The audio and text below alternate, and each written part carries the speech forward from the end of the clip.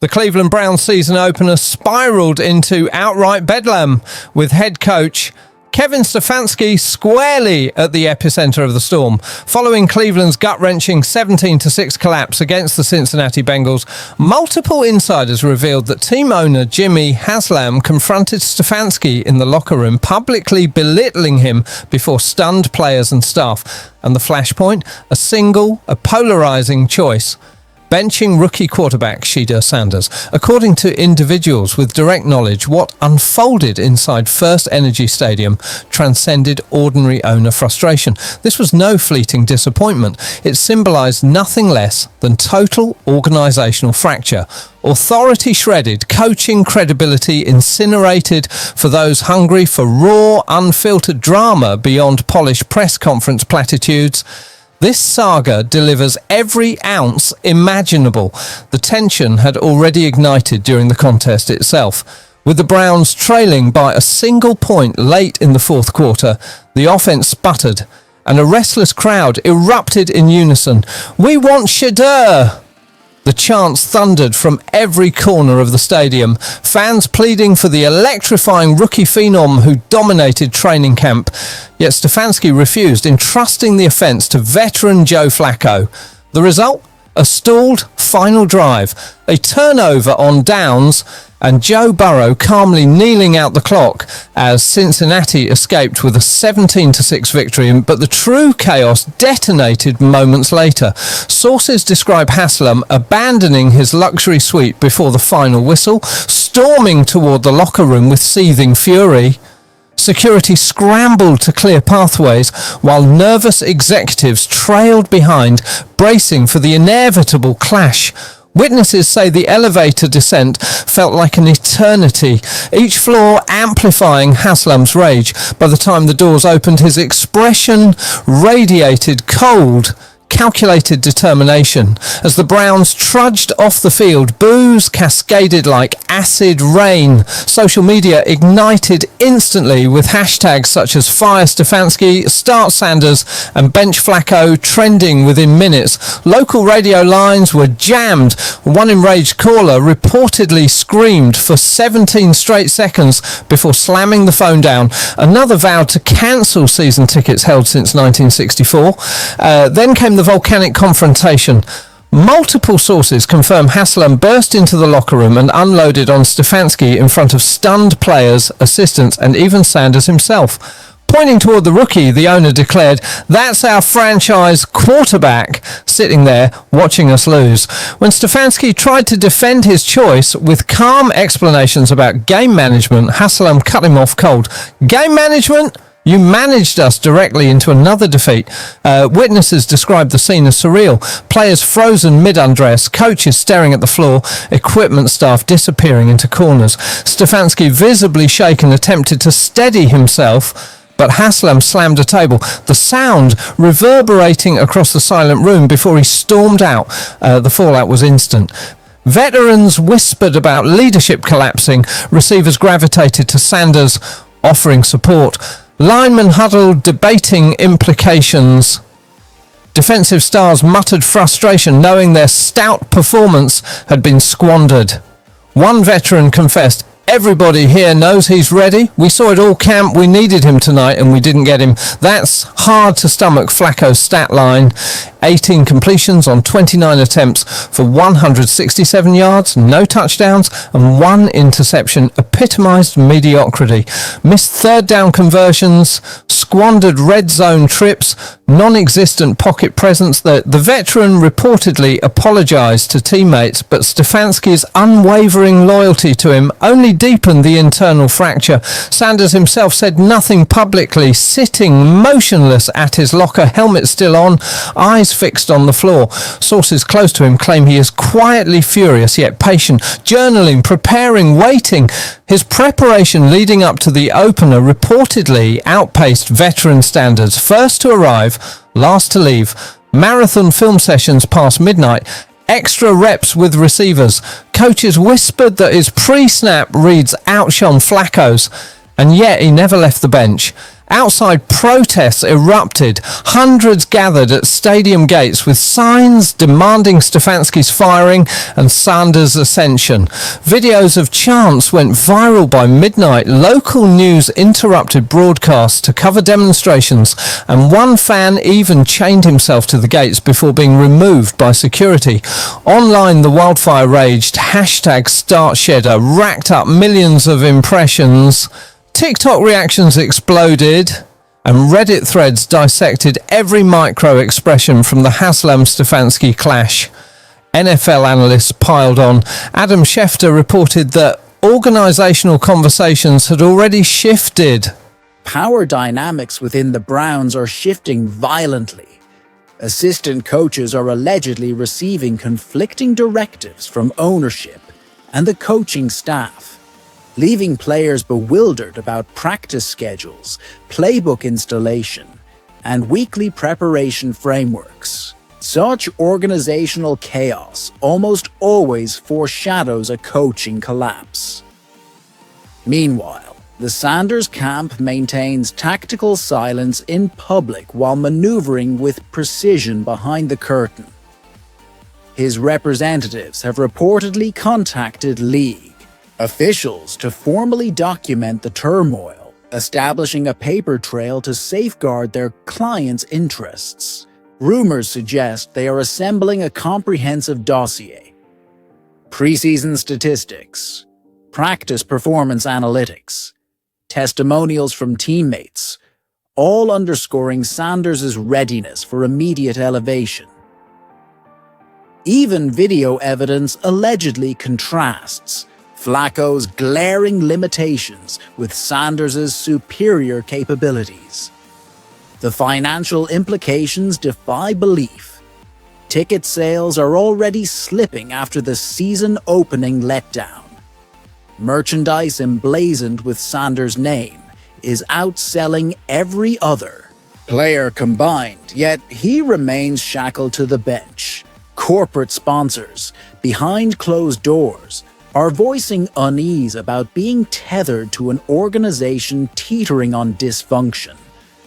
Broadcast executives fear plummeting ratings for Browns games without Sanders under center. Haslam's business empire extends far beyond football, and every loss with Sanders sidelined drains millions in value and erodes credibility. The media's role is inflaming matters exponentially. Cleveland's beat reporters are openly taking sides, their narratives diverging like fractured fault lines. One columnist allegedly received death threats after backing Stefanski's stance, while another had credentials revoked for critical reporting. Press conferences have devolved into verbal sparring matches, questions sharpened, answers increasingly defensive. Stefanski's midweek availability supposedly collapsed after just 4 minutes, cut short by frantic communication.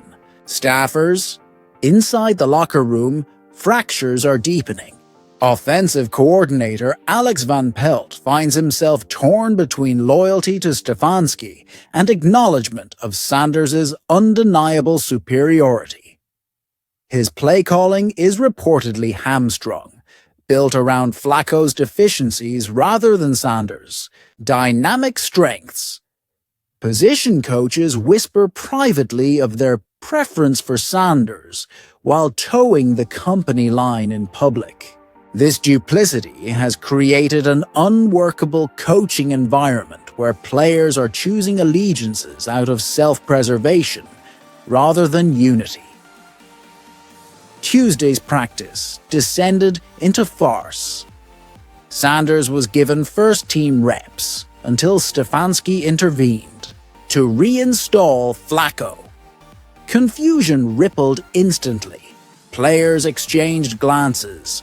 Coaches squirmed. The disruption derailed practice for a staggering 17 minutes. Veterans later confronted Stefanski about the mixed messaging, only to be dismissed, further alienating key contributors. This is no longer just a quarterback controversy. It is a full-blown identity crisis. Where professional franchises demand clarity, consistency, and hierarchy, Cleveland exhibits interference from ownership, desperation from the sideline, confusion among players, and revolt from fans. Security around the facility has been tightened, media credentials slashed, player access restricted. The measures scream recognition of the crisis without any real solutions. History only compounds the weight. Cleveland's quarterback graveyard is legendary. Failed projects, false promises, ruined careers. That infamous jersey of discarded names is a national punchline. Yet Sanders represents something entirely different. A genuine franchise cornerstone idling on the sideline while the organization self-immolates. This isn't a raw developmental project. This is a proven commodity demanding opportunity. Every week of forced idleness threatens his development, undermines his confidence, and jeopardizes the very future of the franchise. Stefanski loyalists, though dwindling, argue he's in an impossible position, hired to build culture and continuity, but instead forced into survival under ownership, meddling, and fan fury. They claim his principled defense of coaching autonomy deserves respect. Detractors call it arrogance and stubbornness, ego prioritized over organizational survival. The schedule tightens the vice. Division tilts against Baltimore and Pittsburgh loom, followed by conference showdowns with Buffalo and Kansas City. Each game Sanders doesn't start shrinks the margin for error, accelerates criticism, and drags playoff hopes closer to the grave. By October, aspirations may already be dust. Behind the curtain, contingency planning accelerates. Ownership is reportedly compiling shortlists for replacements, considering interim coordinators, preparing the machinery for transition. Haslam is said to favor immediate action, though advisors warn against panic optics. Through it all, Sanders continues to exhibit remarkable professionalism, extra film study, punishing conditioning, voluntary throwing sessions with receivers. He prepares as though his ascension is imminent. Veterans marvel at his composure, comparing him favorably to established NFL starters. His maturity defies rookie status, his focus amid turmoil reinforcing the conviction that he is ready now. The financial autopsy is damning. Flacco's veteran contract is already a sunk cost. Sanders' rookie deal offers immense roster flexibility. Yet the economics pale next to the optics of losing. Season ticket renewals dwindle, suites stagnate, concessions falter, benching Sanders, while the team bleeds defeats, is nothing short of malpractice. National perception worsens the wound. Cleveland's attempts to shake its dysfunctional stigma have instead cemented it. Free agents are repelled. Agents whisper warnings. The Browns are becoming a case study in incompetence rather than a destination franchise. Such reputational wreckage takes decades to mend. Even player safety is at stake. Flacco, aging and brittle, absorbs punishment behind a porous line. Sanders' mobility and athleticism would at least mitigate some of the risk, but Stefanski clings to tradition, over adaptation, experience over innovation. Medical voices reportedly warn of Flacco's unsustainable workload. Haslam's unexpected field-level presence at Wednesday's practice only intensified the drama. Sanders strung together 17 consecutive completions in 7-on-7 drills. Haslam nodded, applauded, visibly impressed. Stefanski clenched his jaw, stone-faced, bristling with irritation. The disconnect between ownership and coaching could not have been more obvious. Even the marketing wing is paralyzed. Campaigns built around Sanders collect dust. Social media teams are forbidden from spotlighting him. Merchandise suppliers lack direction. Broadcast partners stew in frustration. Everyone knows Sanders is the future, yet dysfunction shackles the franchise from seizing it. The locker room's desperation is boiling over. The Veteran Leadership Council reportedly convened an emergency session, captains considering a unified call for change. Trade threats are being whispered if the stalemate continues. The ultimatum intensifies the noose around Stefanski's tenure. Thursday delivered the most damning blow yet.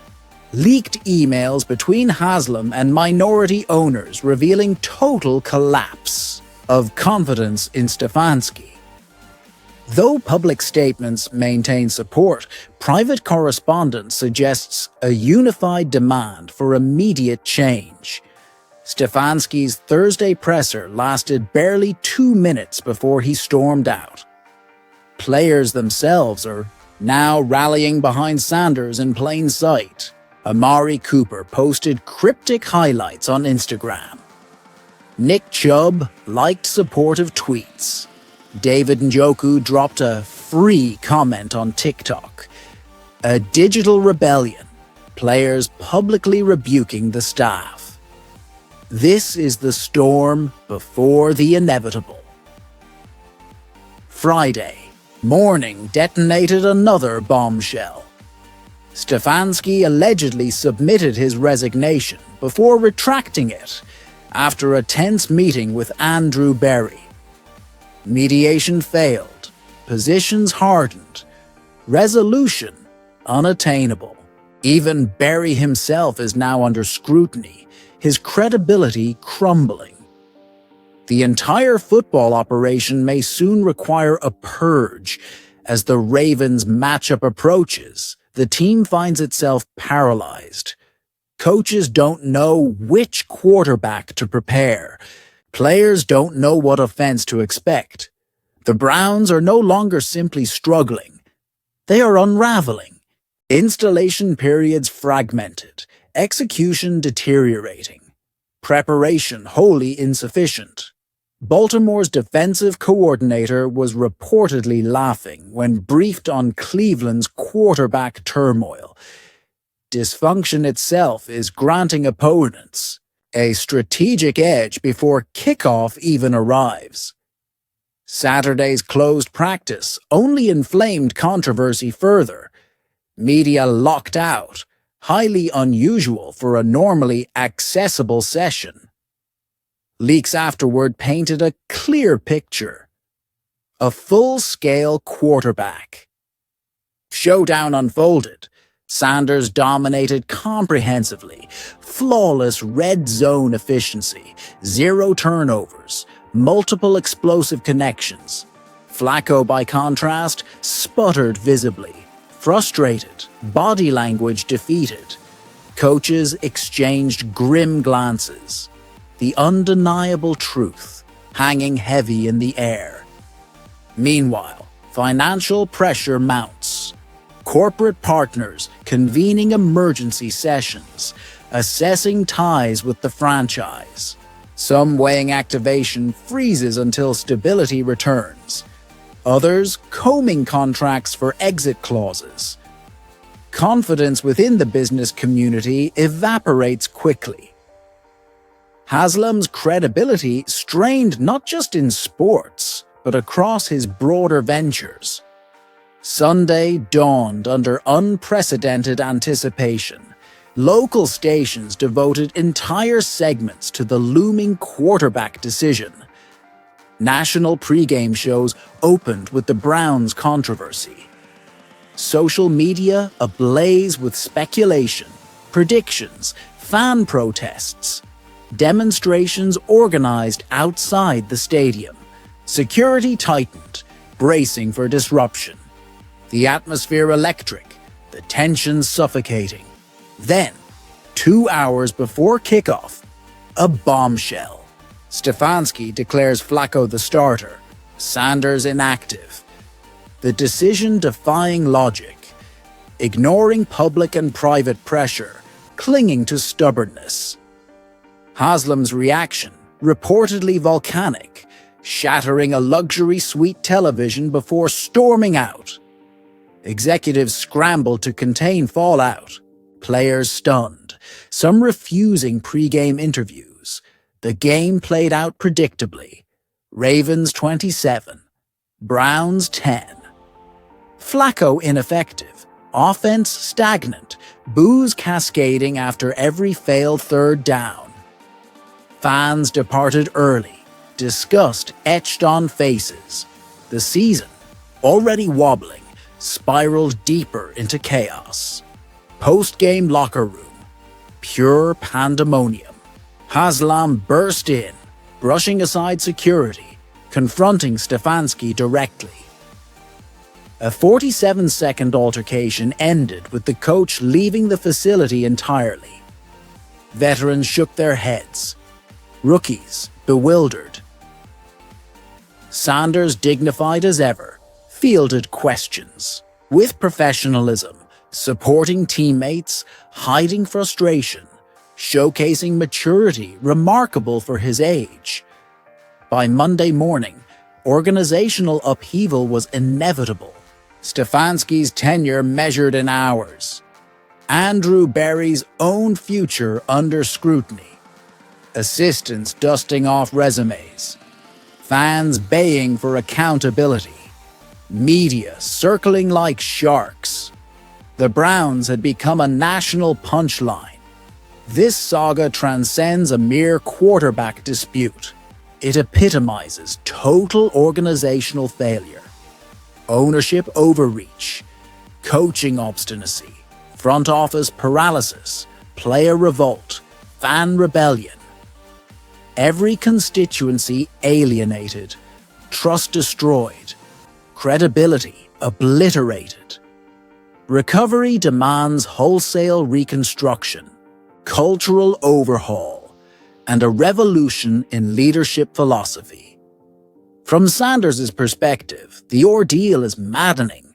Drafted amid controversy, promised opportunity, denied repeatedly while watching an inferior veteran stumble, enduring praise and criticism alike, yet maintaining professionalism, discipline, and patience.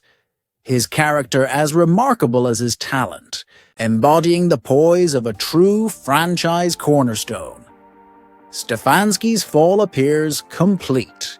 Past accolades forgotten, reputation tarnished, career prospects potentially shattered. What began as principled defense of coaching autonomy devolved into ruinous stubbornness.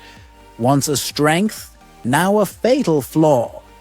His dismissal inevitable. Only the timing in question. Ownership's meddling raises league-wide alarm. If owners dictate lineups, coaching autonomy evaporates. Yet Haslam's fury is not without rationale. Massive investments, soaring expectations, mounting failures.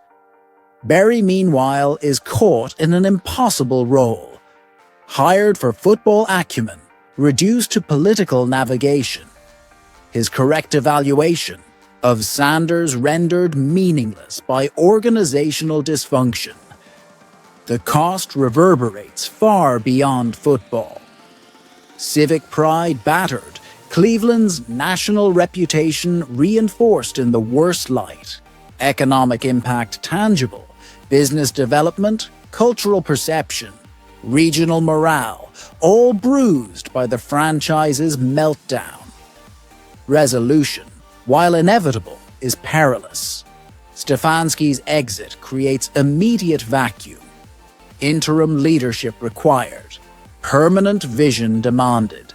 Sanders' ascension is certain, but development requires protection, support, and structural reform. The path forward is steep, the margin for error microscopic. Momentum for change accelerated midweek. Tuesday's practice reportedly featured Sanders exclusively with the first team. Stefanski absent under the guise of personal reasons. Van Pelt led installation. Players responded with energy. The transition unfolding organically. By Wednesday, national media saturation was absolute. Analysts dissecting, former players weighing in, pundits predicting solutions. The Browns, crisis bleeding into mainstream headlines. A cautionary tale in real time. Thursday confirmed the inevitable. Stefanski relieved of duties, Van Pelt named interim coach. Sanders elevated to starter, the valve finally released. Relief, if only temporary, washed through the building. Sanders' first remarks as QB1 radiated maturity. Gratitude for the opportunity, respect for teammates and coaches. No bitterness, no finger-pointing, only professionalism and determination. His poise, in contrast to the chaos, was startling, the qualities of a leader unmistakable. Van Pelt's approach landed instantly, collaborative, adaptive, accountable. The locker room's energy shifted. Optimism flickered. Friday's practice thrummed with intensity. Sanders commanding the huddle. Receivers crisp. Linemen ferocious. The difference undeniable. The Browns may stand at the edge of ruin. But in Sanders, they also stand at the threshold of resurrection. Thank you guys. See you next video.